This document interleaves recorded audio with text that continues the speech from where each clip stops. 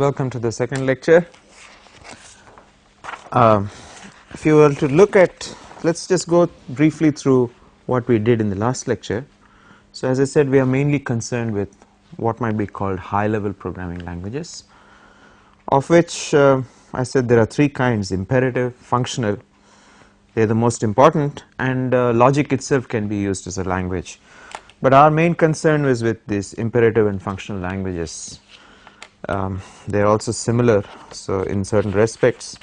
So imperative languages are what might be called state based languages, where state updation is the main action, whereas functional languages are really value based languages, much closer to our mathematical languages. And the notion of variables in functional languages is very much like the notion of variables in mathematics, whereas the notion of variables in imperative languages is more like the quantities in physics which can change over time. Quantities like acceleration, velocity, and so state based languages means that there is a state change along let's say something like a time axis. Though unlike physics, we are not talking of continuous time, we are talking of discrete time. In the case of functional languages, the notion of a variable is really a variable in mathematics, which means that a variable just is a name for a value, and it cannot change in time during the execution of a program. Anyway, so let me just briefly look at. So if we look at the history of languages, most of the work on high level languages has really concentrated on the imperative languages, and there are hundreds and hundreds of programming languages, so firstly it's impossible to study all of them. Okay, and if you look at the history, you find that a large portion of the time during the 50s and the 60s, a large portion of the time was really concentrated on what might be called the basic features.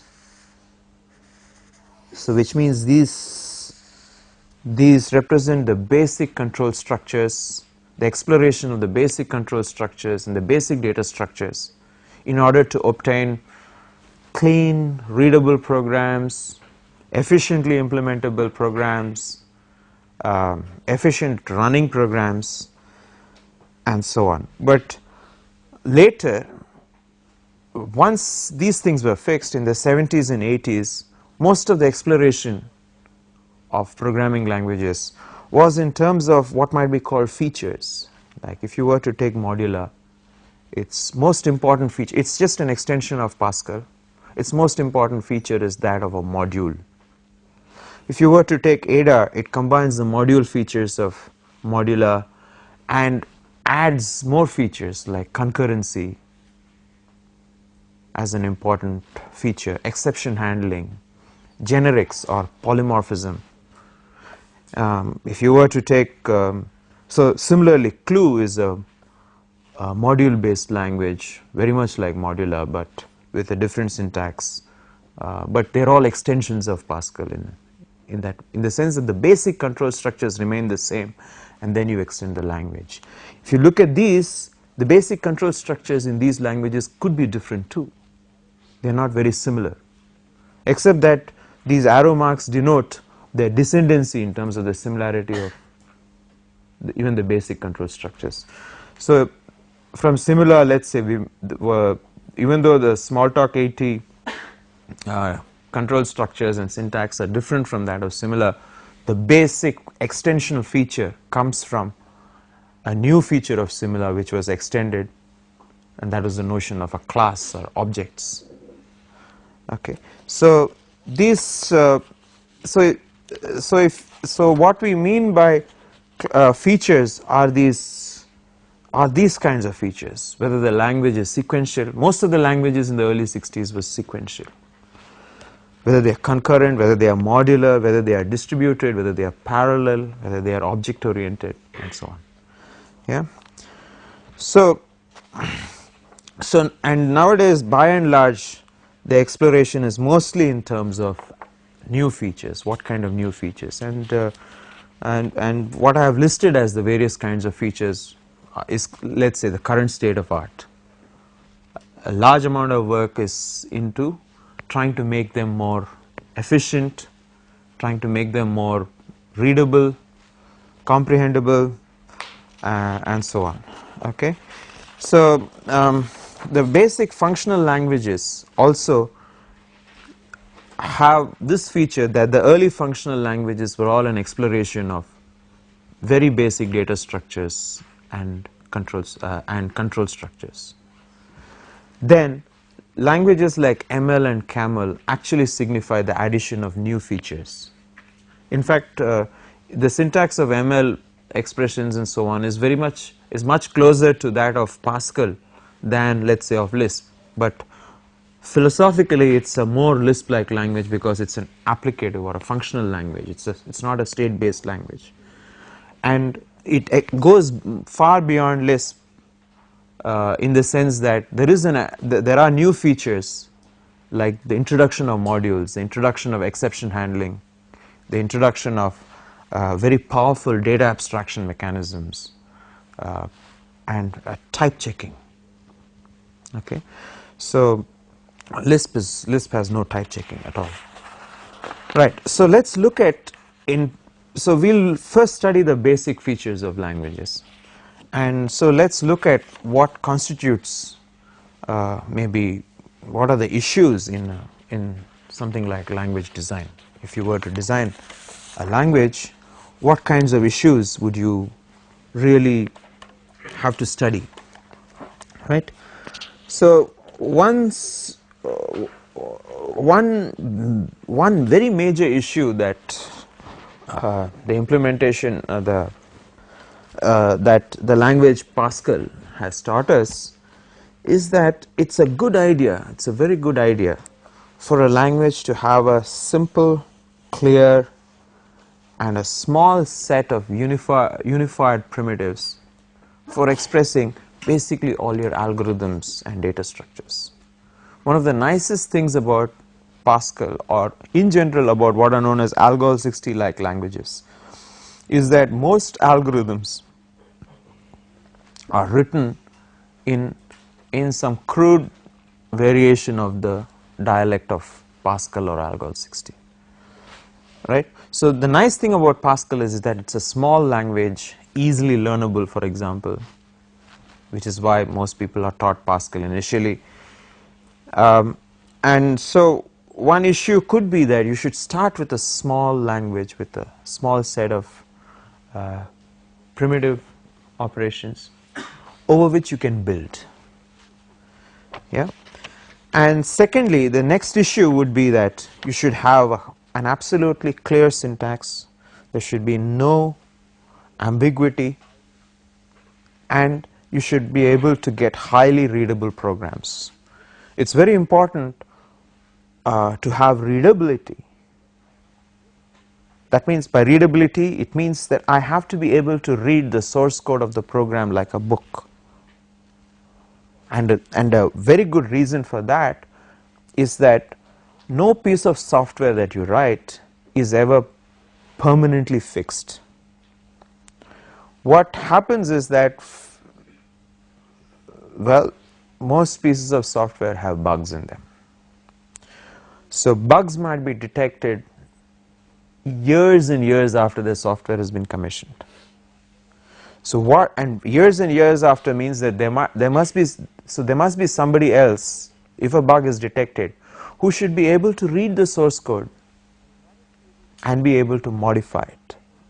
And in order to be able to read the source code, he should be able to understand the algorithms that the source code contain. So in fact, efficiency and such considerations come much later. Readability is the most important thing because it includes maintainability of the software. Yeah. So normally the person the person or persons who have written the software are not likely to be present to maintain the software. So the software in general has to be maintained by somebody else. So which means that the source code must be readable. So that is first thing. The second thing is that over the years the software actually as more and more users use that piece of software, more and more users feel the need for its extension. So you have to be able to extend the software, maybe by adding new features, by adding some more conveniences, whatever may be the reason. So part of the maintainability of a piece of software is not just the detection and correction of bugs, but also the extensibility of the software. As the years go by and more needs are felt, it's necessary for somebody who is usually not the original programmer or the original team which wrote that software to be able to extend it. And for all that, readability is most important. Yeah. And secondly, that a language should provide what is known as a support for abstraction. The basic abstraction mechanisms you are already aware of. The control abstractions are things like procedures, functions in Pascal, loops, loop statements. There are various kinds of control abstractions. There are also data abstractions, like for example the most primitive kind of data abstractions that Pascal provides are the record structure, of course arrays, which almost all languages, even the early languages, had. So arrays are one data abstraction. That means you think of a whole sequence of elements as a single unit, and you try to as a single logical unit. So records, variant records, and of course what has been felt in later years is that you should have abstraction, data abstraction, which allows you not just the ability to take sets of data together as a single unit, but also to operate on them as a single unit. So combinations of operations and data abstraction in a module basis, okay, or further abstractions like you might require, I mean for example languages like ML, Ada provide the notion of a generic or polymorphism where you can use types themselves as variables and change types and instantiate the same kinds of algorithms, for example stacks. It does not matter whether you are talking of a stack of integers, a stack of characters, a stack of reals, a stack of some complicated data element, maybe a stack of some record of things or stacks of arrays of things. The basic operations on stacks are like pop, push, checking for emptiness and so on. They should all be available in one form, and it should not be necessary for me to repeat the code depending on the type of element, right. So that is an abstraction where the basic element of the stack itself is a variable which can be instantiated to a different type each time, and I use the same piece of code, carefully written, verified, maybe thoroughly tested, and instantiate the type so that I get different kinds of stacks with the same kinds of operations on them, right. So the support for abstraction is an important modern language design issue, and other kinds of issues that have come up or which are becoming more and more reasonable is, one is that you should be able to verify your programs. So the language should also provide support for verification, provability of programs, not necessarily machine based provability, but possibly a hand based provability or a mixture or a user interactive provability of programs. And something that was felt even in the 60s and where a lot of time and effort was expended in the case of Fortran and COBOL compilers was portability, okay. Nowadays, so when I say portability, what it means is that the language design should be such, the language should be such that it is oriented towards an end user and is not architecture or machine specific, simply because a certain machine has a certain kind of assembly instruction, it does not mean that you make that available in the language. Other machines may not have that. So so a machine independence means that you should be able to provide as far as possible an abstract form which is not related to the machine, okay, which uses only the basic instruction set which will be available in all machines. If you ensure that your language is really architecture or machine independent, in the sense that your main concerns are with the user's convenience, the abstractions required for the user, and are not specific to particular machine instruction sets or particular architectures. Like you might have register based architectures or stack based architectures. If you can design the language in such a fashion that it is not architecture specific or machine specific, then what it means is that I can move the entire language to another machine with a different architecture and with the minimum amount of effort. There are certain machine specific details which still have to be changed when I move an entire language implementation from one machine to another or from one architecture to another. But the whole idea of the language design or the design of its implementation should be that the amount of changes that have to be made should be minimal. So we will look at some reason for that. So and then there are things like you should be able to easily implement. I mean, you cannot compromise everything at the altar of portability, ease of implementation, the availability of ready algorithms for implementing the language should be a consideration. Ease of implementation was perhaps the most important reason for this, and the fact that it used very low level primitives is perhaps the most important reason for the success of the C language, for example. And well, efficiency is another important reason. C programs run very fast and they're very efficient, and something that if you have a language and you want it to be generally acceptable, then what it should have is a clear definition of what its constructs do,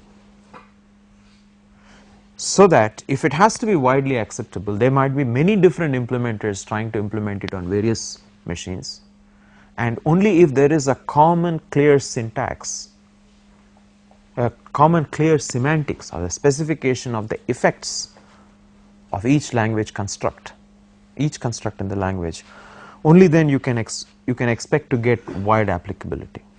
Okay, so we will get to the notion of semantics later.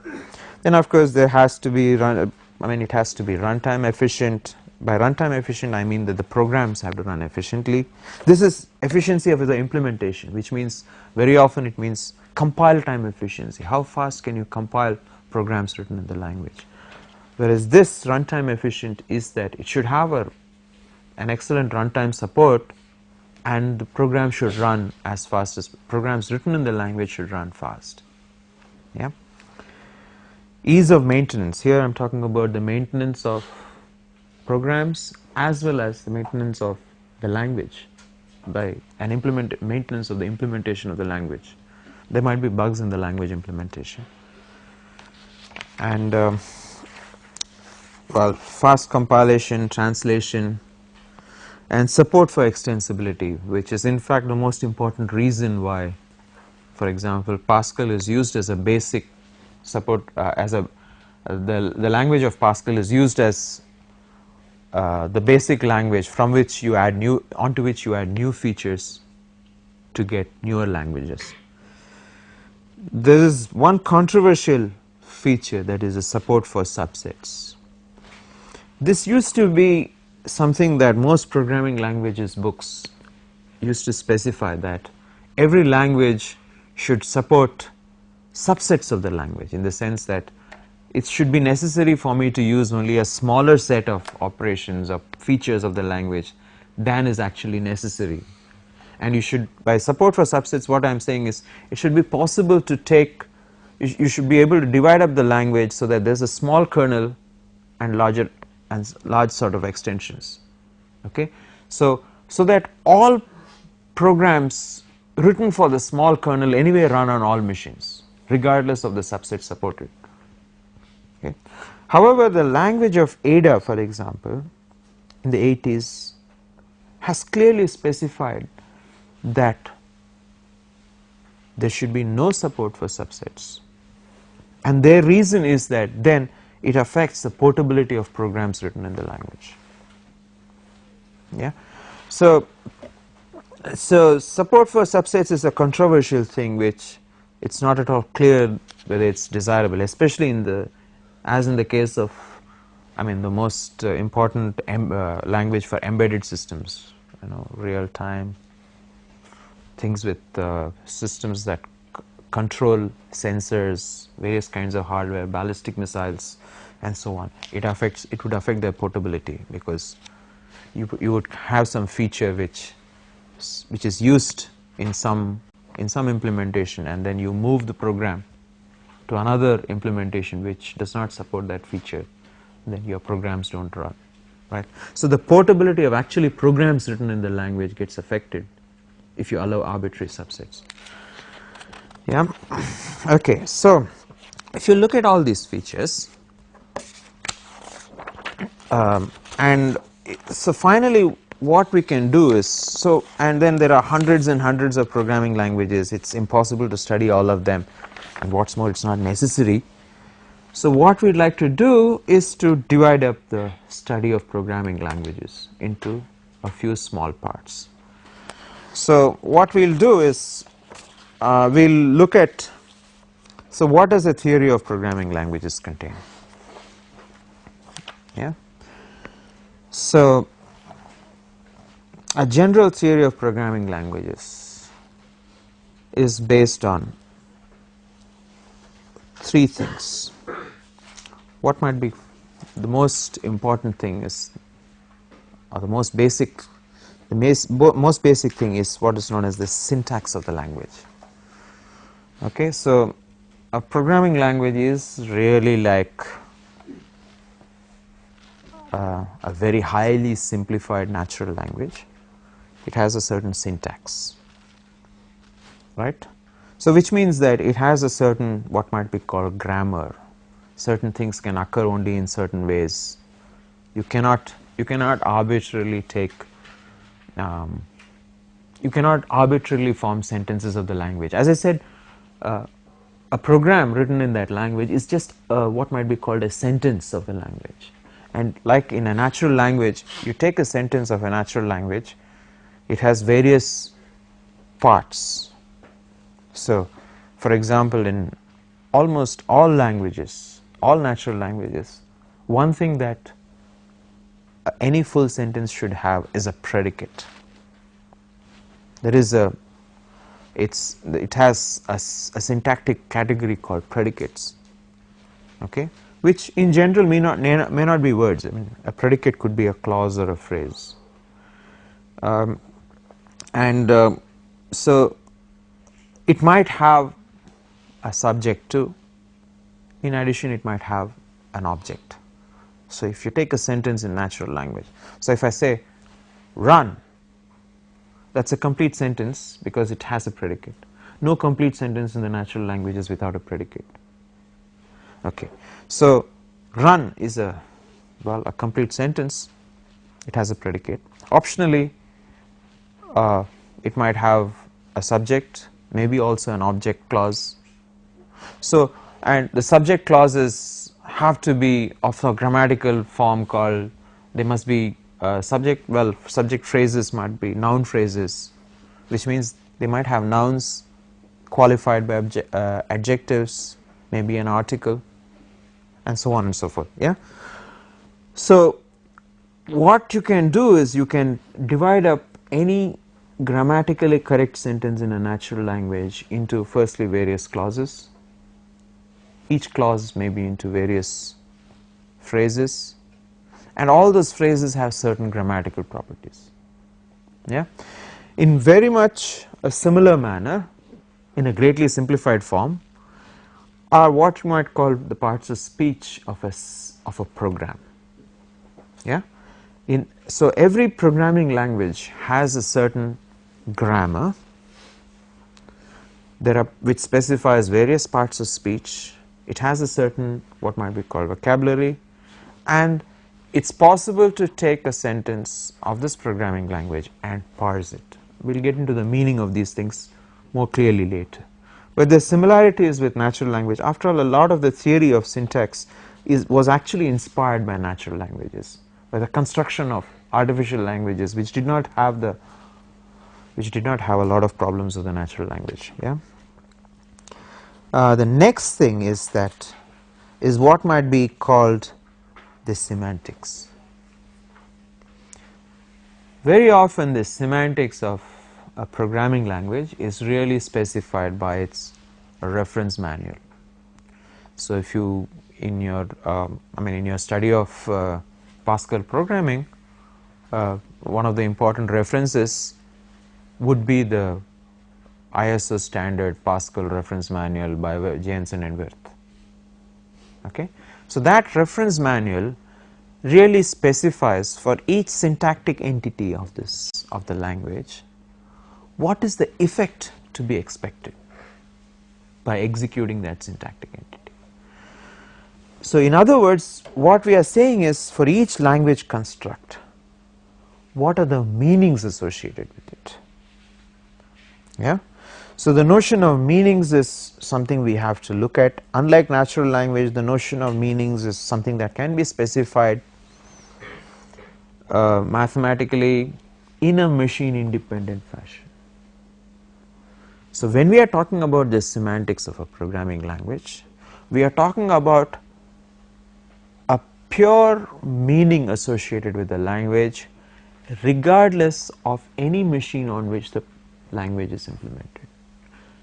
In general, we are talking about meanings in an abstract setting, in the sense that you assume, if you like, for practical purposes, that you have no restrictions on word lengths, you have no restrictions on memory, you have no restrictions on computational power, except that you can only do a finite number of operations at any instant, right?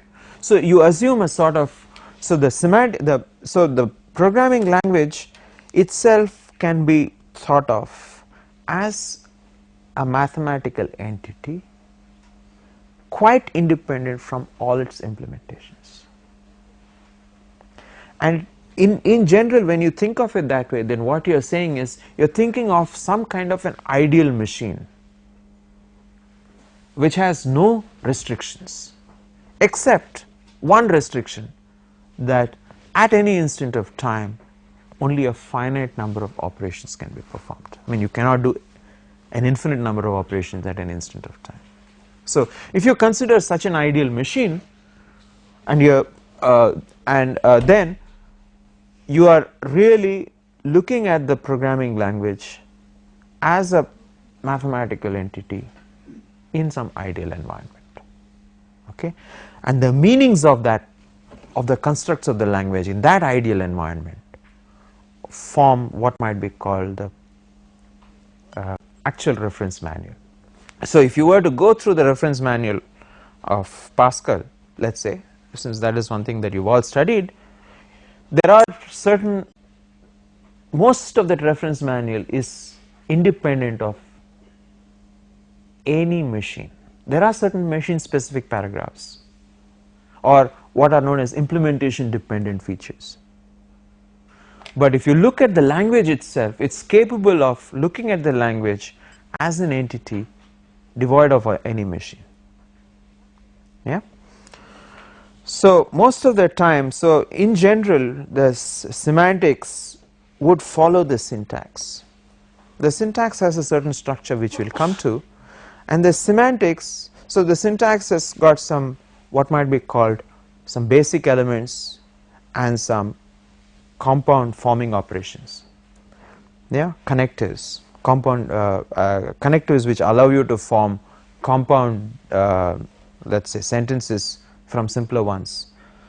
So the meanings in general should be such that you give the meanings of the basic elements and then you give the meanings of the connectives in terms of the basic elements.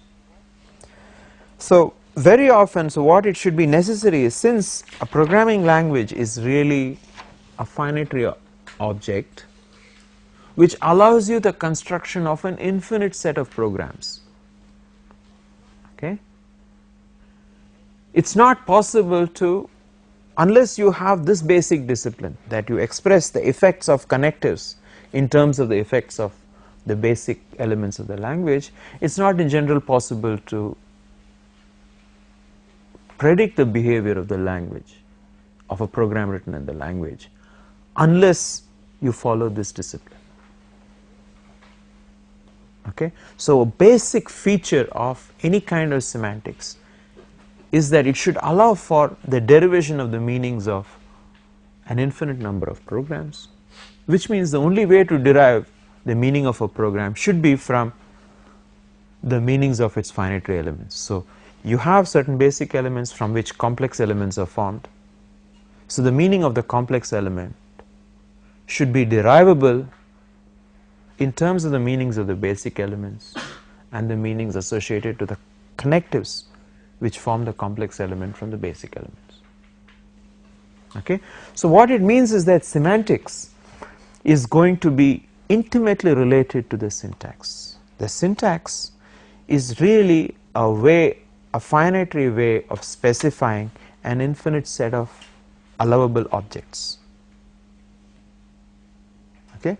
The infinite set of allowable objects are the programs of the language or the sentences of the language, and the syntax gives you a finitary mechanism for specifying all possible allowable programs, very much like your set theoretic notation, right? The set builder notation, which allows you to give a finitary specification of an infinitary set, of an infinite set. And so the only thing that's really analyzable for an arbitrary program is its structure in terms of its syntax, the finitary specification. So the meaning of the program has to be derived from its finitary specification, has to be expressed in terms of its finitary specification. Yeah. So lastly, so this was the semantics of a language is in a sort of an ideal environment. Don't worry about machine constraints, don't worry about architecture, they are all, we don't want to worry about them, because for one important reason, I mean, the programs have to, the programming language has to be portable.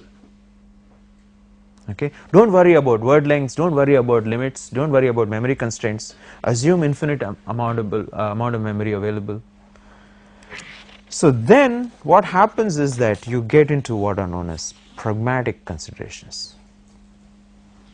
Yeah, so most of these implementation dependent features are really pragmatics.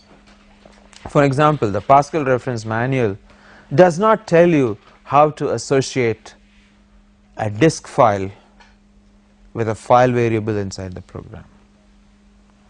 That is one example of an implementation dependent feature which will vary depending upon the operating system interface you have. Yeah. Then there are various simple implementation. So the pragmatics firstly involves really all the algorithms that are going to be used for the implementation of the language, all kinds of machine and architectural constraints. For example, the maxint, the maximum integer allowable in a Pascal program, is a typically implementation dependent feature, because it really depends upon word length or byte length, or whether it uses 2 bytes for representing integers and so on and so forth. right. So the value of maxint can vary from machine to machine. The amount of memory that's available for a program can vary, whether it's a stack based machine or a register based machine. Those things are implementation dependent features. Okay. So normally what we would do is, even in our implementation, in order to make the language portable, we will separate out the basic algorithms of implementation from the architectural specific nature of the implementation. When we read through a small compiler, you will see this happening. So there are certain basic algorithms which are really machine independent, and then there are some machine dependent features in the actual code. So then you have things like the OS interface. What is the nature of input and output, whether it's file based, terminal based, sensor based, whatever, signal based. And the OS interface also includes the file server, how the language has to interact with the file server, with how the language has to interact in general with the directory service of the machine, and so on and so forth. And lastly, what is to be done about errors. And by errors I mean errors introduced by users in their programs. So errors could be of a syntactic nature, errors could be of a runtime nature. What is to be done about these errors? As a blanket there's a blanket policy could be just that you just abort, but that doesn't help anybody. In particular, what is the nature of error reporting? Is there some error correction that can be done? Is there some way of recovering from errors, so that as soon as the first error comes you just throw out the program? No. It's if you can, at least you should be able to point out all the errors in the program, or all possible things that are errors, so that the user gets to know all the errors at one time, and it reduces the amount of compilation effort. And similarly, and you can't do that at runtime maybe, but at least there should be some decent error reporting mechanism, some error handling mechanism. So that is one thing, but errors is a very dicey object. It's a very dicey policy, and different languages have taken different attitudes, different implementations take different attitudes. So it's a very, very pragmatic feature. Yeah, so I'll just briefly go through the notion of syntax, and then maybe I'll stop. So these are the three issues, and it's better to study all three issues sort of separately. The semantic and pragmatic issues will closely depend upon the syntax, and it's preferable that they depend upon the syntax. So let's look at what constitutes syntax. Yeah, so a syntax has to do with a form or a physical representation of possibly an abstract object. Yeah, so if you look at numbers, numbers really are not very physical. At least the 20th century attitude towards numbers is that they are a conception of the mind, and they are not physical. What they do have is a physical representation in the form of numerals. Okay, so what you write out and think of as a number is actually a numeral, right? So while you have various ways of representing the same number, let's say the number 126, so you can have what is known as a positional representation, which is what we normally use, and well, this is 126 written in hexadecimal, and I hope it's correct. Yeah, so you might in the basic form, all these three representations of the number 126 are really the same. Okay, the Roman representation differs from the Devanagari representation in the sense that the characters used are different. What might be called the basic alphabet for the positional representation of numbers is different in the two. It's just that the character set is different. The character set is also different. It's a positional representation which uses a different base. The character set therefore is also different, but that's incidental. Yeah, but in their basic forms, all these are unified by the fact that they are all positional representations. Yeah, positional representations. I hope everybody understands that. I mean, right? You go in units, tens, hundreds. Here you go in units, 16s, 64s, and so on. Right? Then of course you have the Roman numerals, which is non-positional, which has, well, firstly it has a different alphabet. You could represent the same same number 126 with different character sets, but there is something unifying about this. There is something fundamentally different about this representation from any of these. Yeah. So, and what is it that is fundamentally different? If you disregard the change in character set, what makes these two the same? What makes these three the same? And what makes these three different from these two? Okay. What makes that what makes these two classes different is the grammar of the numeral, of the language used for representing the number. Yeah, in both these cases the grammar is actually exactly identical, the character sets are different, and by and large the grammar of all these three is the same except for the character sets, but the grammar of this is different from the grammar of this, in the sense that the form of representation is fundamentally different. How you represent compound forms from simpler forms is different between the Roman and the Arabic case. Okay, so what is that grammar is what we have to study. Yeah, so let's look at this in the more general setting of a programming language. So we might think of every programming language as having a vocabulary. Okay, a vocabulary is, well, what you might call a complete dictionary of words of the language.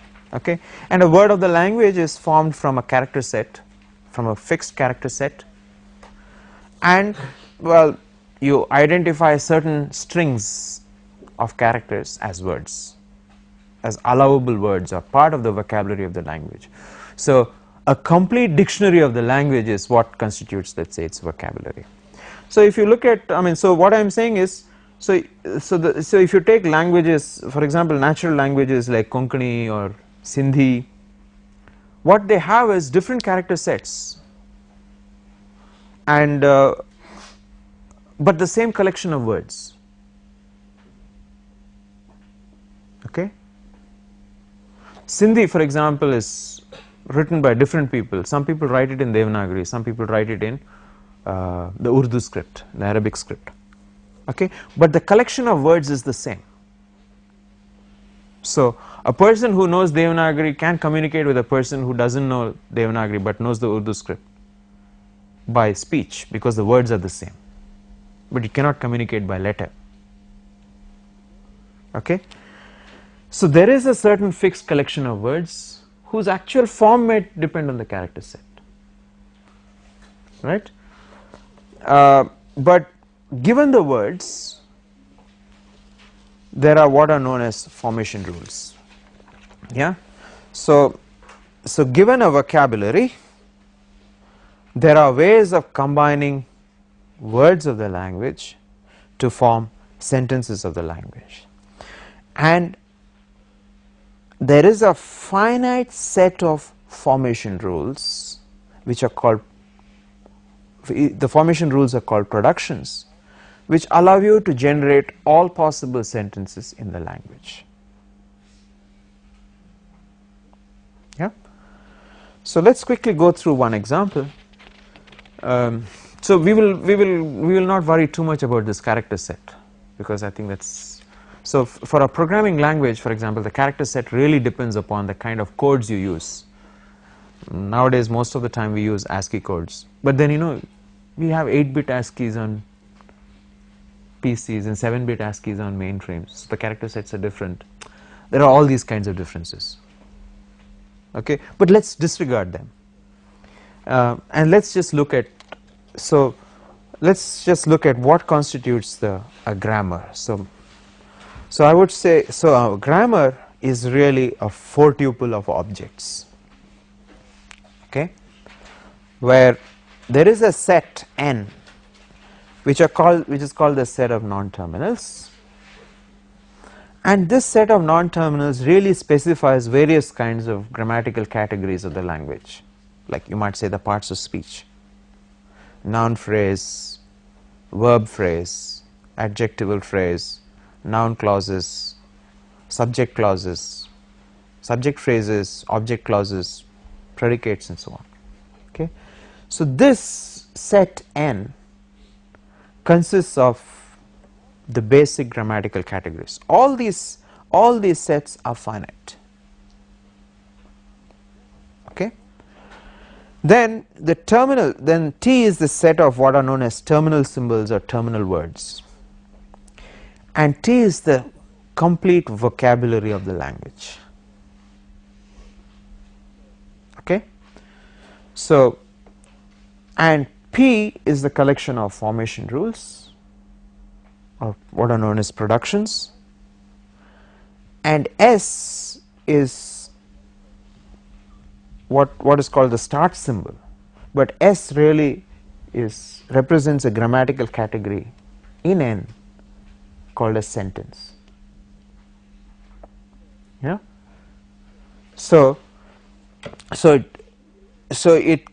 the basic element of the language is what constitutes a sentence, right? So let me just quickly go through. Okay, so here is a simple grammar specifying Boolean expressions. So there is a start symbol S. Every grammar should have a start symbol S and some grammatical categories. The grammatical categories that I have chosen are A, V, and C, which actually stand for an AND Boolean expression, or an OR Boolean expression, or a complement Boolean expression. Okay.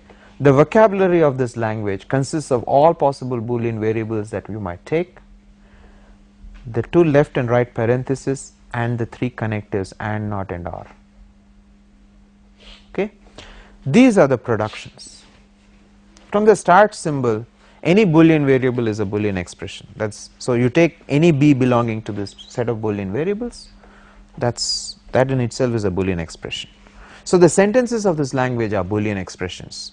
Actually they have more than fully parenthesized Boolean expressions. Okay, so a sentence is either the complement of a Boolean expression, or the OR of 2 Boolean expressions, or the AND of 2 Boolean expressions. An AND clause, if an AND expression, is one of the form which consists of 2 Boolean expressions enclosed in parentheses and separated by the word AND. Okay. An OR Boolean expression similarly is 2 Boolean expressions enclosed in parentheses and separated by an OR, and NOT is similarly this. Yeah. So these productions are really replacement rules. So whenever you find an S, you can replace it either by an A, a V, a C, or one of the Boolean variables. Whenever you find an A, you have to replace it by this. There is no other way you can replace A by anything else. Similarly, whenever you see a C, you have to replace it by this. And so here is a simple sentence generated,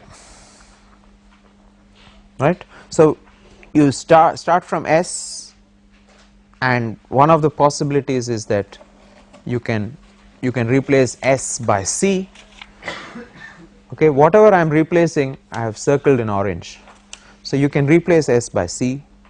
C has to be replaced by something of this form, by this, and now I am replacing this S, leaving everything else intact.